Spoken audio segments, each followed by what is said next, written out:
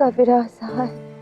अब ऐसा मन करता है कि इसी प्रकार सदैव तू मेरा हाथ पकड़े रहो, कभी छोड़ कर ना जाओ। इच्छा तो मेरी भी यही है, पर दुखी हूँ इस बात से कि चाह कर भी ऐसा कर नहीं सकता।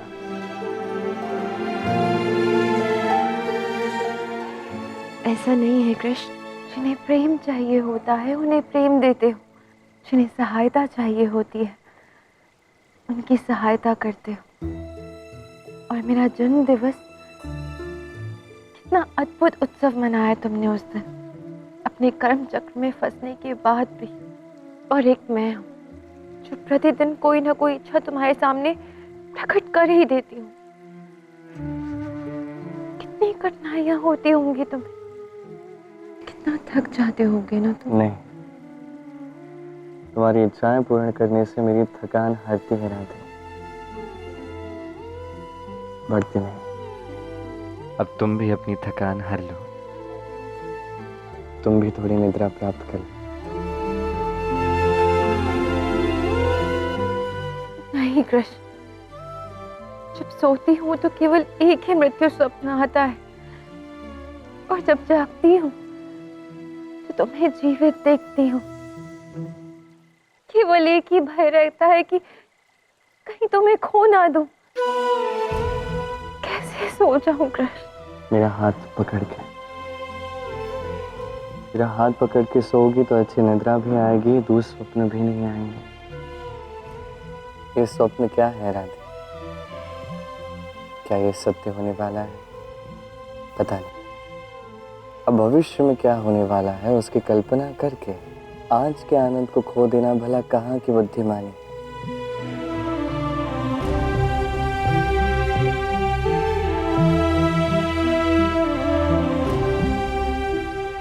कृष्ण, मैं अपने जीवन का हर एक क्षण तुम्हारे साथ व्यतीत करना चाहती हूँ। अब कभी छोड़कर मत जाना। क्या कृष्ण कभी राधा को छोड़कर जा भी सकता है राधे?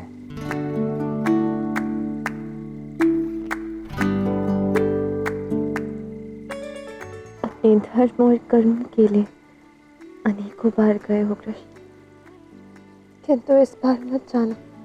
प्रयास करूंगा राधे, अभी बस तुम सो जाओ। कोई अच्छा सा स्वप्न क्यों नहीं देखते, जैसे हम दोनों सदा के लिए साथ है और अत्यंत प्रसन्न है, प्रेम में है। तुम प्रेम हो, तुम प्रीत हो, मेरी बांसुरी का गीत हो। शांति को अनुभव करो राधे, तुम प्रीत हो, इस एक एक क्षण को जी लो, मेरी मनमीत। क्योंकि हमारे गोलोक जाने का समय अब शीघ्र ही आने वाला है। तुम प्रीत हो, मेरी बांसुरी का गीत हो।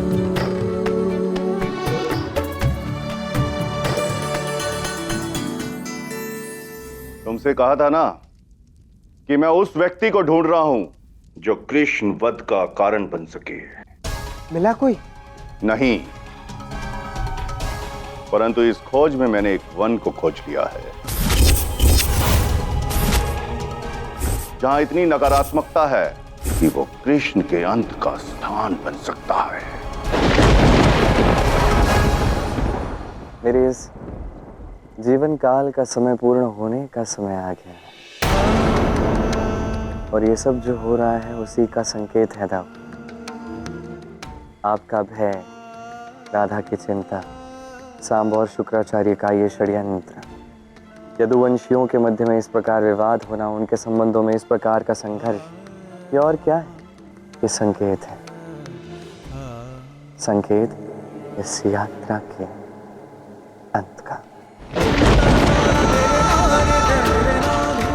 क्या ये अंत राधा देख पाएगी? मैं राधा को दुख में नहीं देख सकता कान। कोई तो मार्ग होगा, कुछ तो होगा जो मैं कर सकता हूं।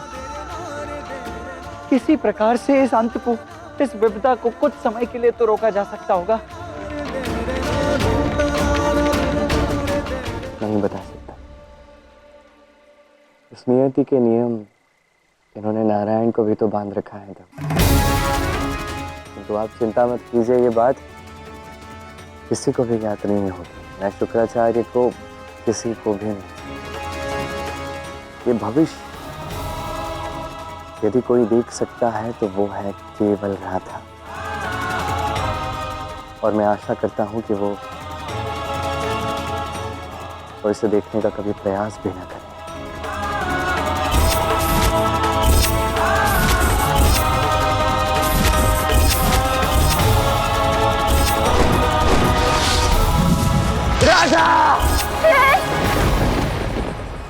तो कहना तुम्हारा अंत तो मेरा अंत वो तो होना ही है।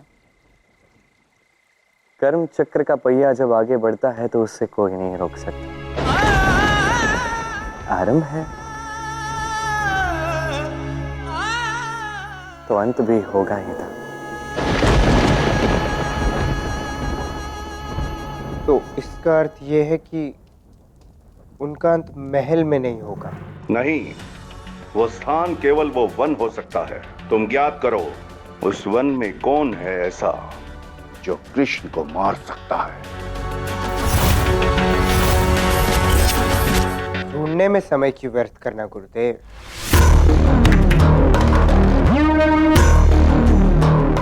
क्यों ना उन्हें उसी वन में भेज दिया जाए? अब या तो पिताश्री का अंत होगा या फिर हमें ये ज्ञात हो जाएगा कि उनका अंत करने वाला है कौन।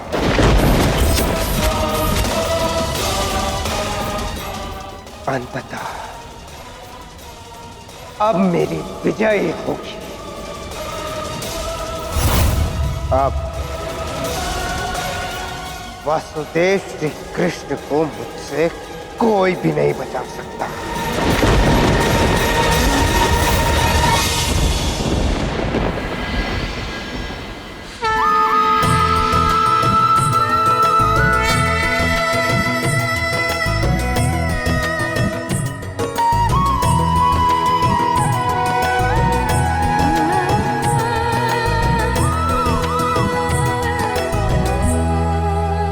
राधा, तुम इतनी भोर में यहाँ?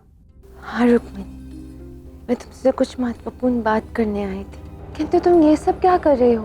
मैं तो अपने दिन का प्रारंभ श्री कृष्ण की पूजा से ही करती हूँ। पत्नी से पहले उनकी भक्त जो हूँ। पत्नी भी और भक्त भी, फिर तो कृष्ण के लिए उत्तरदायित्व दुगना हो गया ना। राधा, तुम क्या कहना चाहती हो? स्मरण करो रुक्मिणी, एक समय था जब तुमने कृष्ण के प्रति लिए 7 वचनों की बात कही थी। ऐसे वचन जो तुमने स्वयं अपने मन से लिए थे। यदुवंश की कुल वधू होने के नाते मैंने सदैव इस कुल की मान और मर्यादा का निर्वाहन किया है। यदि आपके और मेरे संसार में कोई समस्या उत्पन्न हो जाए तो हमने कभी उसे बाहर सबके समक्ष नहीं आने दिया और साथ मिलकर उस समस्या का समाधान ढूंढा है। हाँ, लिए थे वचन और निभाए भी हैं राधा। जानती हूँ, इसलिए यहाँ तुम्हारे पास आई हूँ। प्रथम भार्या हो तुम और श्रेष्ठ भार्या भी तुम ही हो, इसलिए तुम्हें कृष्ण के प्राणों की रक्षा करनी होगी रुक्मिणी। श्री कृष्ण के प्राणों की रक्षा? क्यों? क्योंकि मुझे आभास हो रहा है कि कृष्ण के प्राण संकट में है।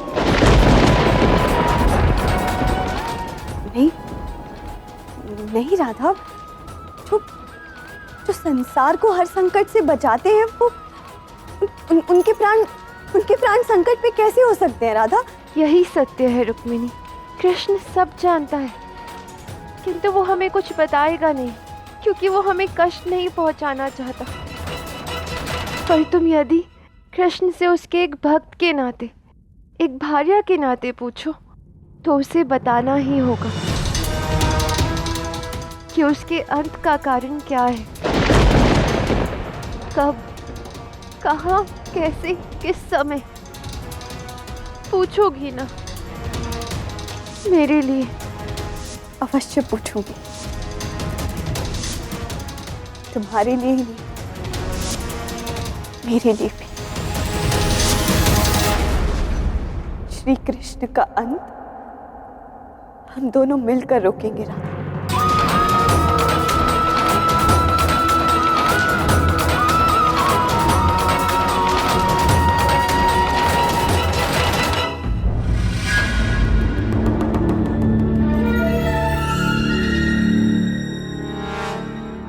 प्रणाम।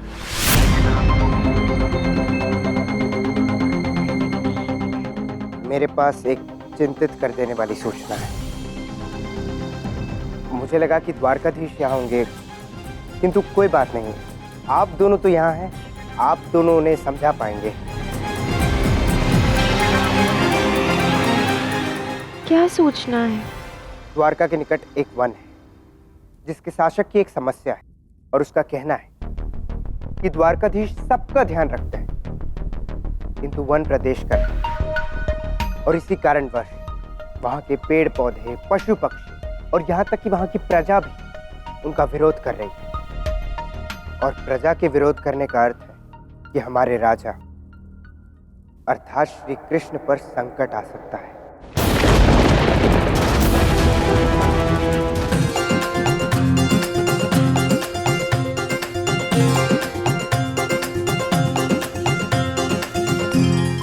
ये मिष्ठान भी है। क्या बात है, आज इतना उत्तम भोजन बनाया है। तो आज क्या है ना कि मेरे और रुक्मिणी के मन में एक ही विचार एक साथ आया कि हमें कृष्ण के साथ समय व्यतीत करना है। हम सदा महल में ही रहते हैं, अरुचि होने लगी है, तो हम यही कहीं समीप वन भ्रमण पर जाना चाहते हैं। किंतु वन में क्यों? ये हमारी द्वारका नगरी तो इतनी सुंदर है, यहाँ क्या समस्या है? हाँ वो तो है, पर वन्य जीवन भी तो कितना सुंदर होता है ना। हाँ, वहाँ मीठे मीठे स्वादिष्ट फल मिलेंगे खाने को, और वन की शांति में मुझे और रुक्मिणी को तुम्हारी बांसुरी की धुन सुननी है। अब हाँ श्री कृष्ण, मेरा भी बड़ा मन है जाने का। हाँ कृष्ण, ना मत कहना।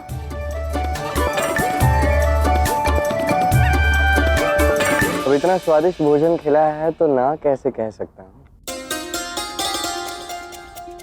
यहाँ रुक्मिणी है, यहाँ राधा है, और दोनों आग्रह कर रहे हैं, तो मना करने का प्रश्न ही नहीं उठता। आप दोनों ने सदा मुझे कर्म के मार्ग पर आगे बढ़ाया है ना, तो मैं आपकी बात टाल नहीं सकता। हम चलें, प्रबंध कीजिए।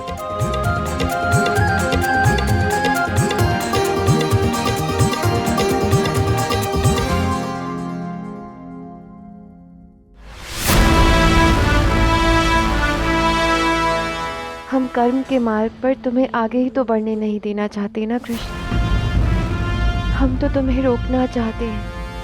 और हम रोक कर ही रहेंगे। देखते हैं आप मुझे अपने कर्म के मार्ग पर जाने से रोक पाते हो या उसी मार्ग पर आगे बढ़ाते हैं।